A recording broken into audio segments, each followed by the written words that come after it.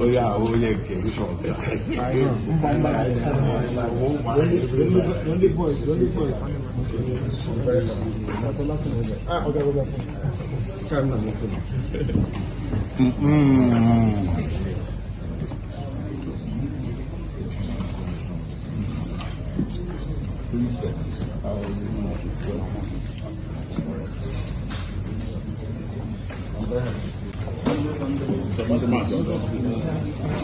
Tina. Yeah. Sorry.